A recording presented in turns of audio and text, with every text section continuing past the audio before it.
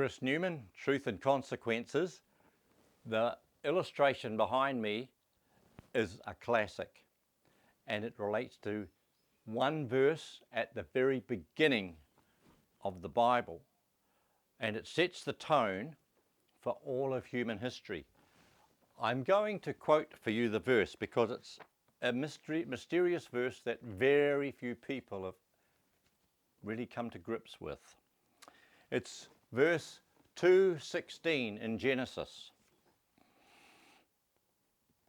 Yahweh God took the man and settled him in the Garden of Eden to cultivate and take care of it. Then Yahweh God gave the man this admonition, which is like a command or instruction.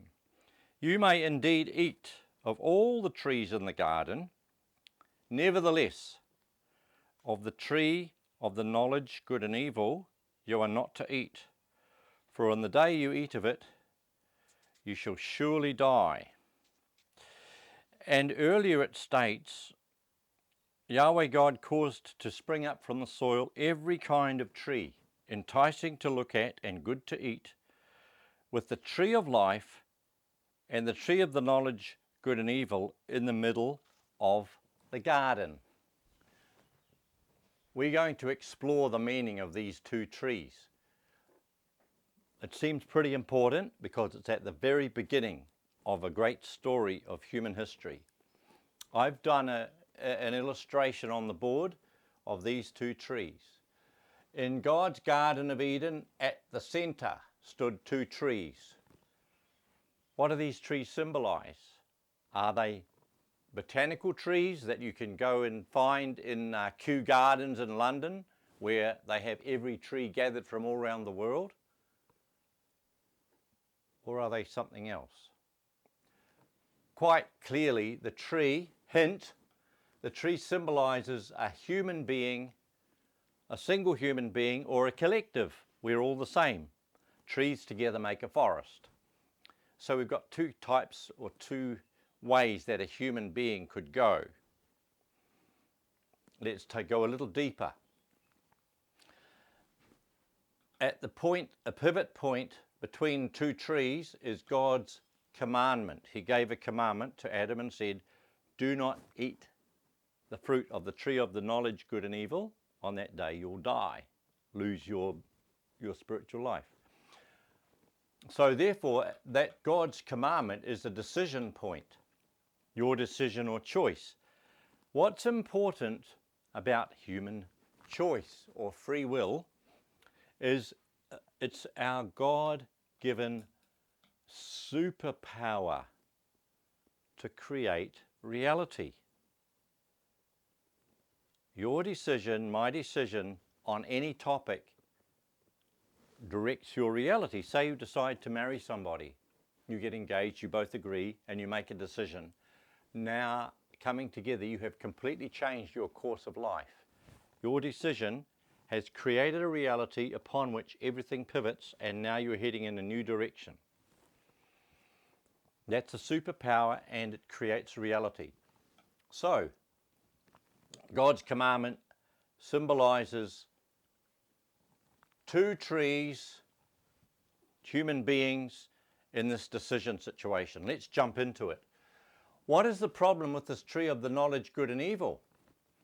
I'm not going to discuss the fall in great detail, but the problem is the knowledge good and evil is a violation of God's commandment. And the other tree, called the tree of life, a human who's living fully in the ideal, has honored God's commandment and accepted God's sovereignty. Whereas the one who has violated God's commandment has moved into Lucifer, Satan's camp, and is living inside a world of fallen, compromised, degraded human experience and existence. Whereas the human Adam, say he had chosen the tree of life, the way of God's original sovereignty, he's living in the ideal, original, pure, completed existence. Next question, to make this even clearer about these trees. It says that God instructed Adam not to eat the fruit of the tree of the knowledge good and evil. What is the fruit? Since it's a symbolic tree, a symbolic tree can't have literal fruit. So for lunch today I had a nectarine, a banana, some strawberries and so on. I had a fruit lunch. This is not what we're talking about. Fruit is the outcome. It's not a botanical fruit. It's a symbolic fruit because the tree symbolises a human being. So what's the fruit of the tree of the knowledge good and evil? What's the fruit of good and evil?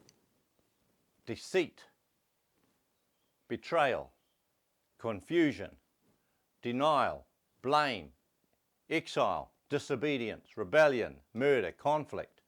The fallen world is the fruit of the tree of the knowledge good and evil. Well, let's turn it around the other way and say, well, therefore, what would be the fruit of the tree of life? Good question. Well, obviously it's truth, life and love, joy, integrity, unity, honour, coherence, trust. God's family kingdom ideal on earth. That is the fruit of the tree of life. So this story is so simple. It's about a human making a choice. But the first choice you make affects all the subsequent choices. And I will deal with that in another presentation. But you can see that this point of decision affects, according to God's commandment, affects which way your whole history is going to go, especially if it's at the very beginning. Violating something, you end up tangled up with good and evil knowledge. Honouring the same thing, you end up in the ideal. So the tree of life is not about the struggle of good and evil. The struggle of good and evil is over here, under Lucifer, Satan's camp. This tree is not evil. It's knowledge good and evil. It's mixed up mess, confused, compromised and degraded. The human being who goes this way has a clear conscience. Their brow is not furrowed by worry lines, stress, hopelessness. This person is clear, standing clearly. Their brow is clear and open. Their heart, their mind, their eyes are clear and address others directly. There's nothing to hide. There's nothing hidden here. This is a man or woman of honour, of dignity, of freedom. Over here is what we meet in the world today. People who try, but they're undermined. Good folks who intend to do well, but they're in a world of mixed up good and evil. So they can't break through. They're trapped and tangled like a fly caught in a web, fighting the web, getting more and more entangled in the labyrinth. And it all comes down to the point of your decision, your choice. And your choice is your God-given superpower to create reality. Two types of reality, they're not opposed. The tree of life is not opposed to the tree of the knowledge good and evil. It's a different type of decision. And if you make a wrong decision over here, you have a chance to change it, to repent, to turn back and go another way, to back out of this and you still have more decisions to make. So you can reverse your decision and bring it to a different outcome. But that takes guts. It means you've got to repent, you've got to turn around. This is the pivot point of God's commandment.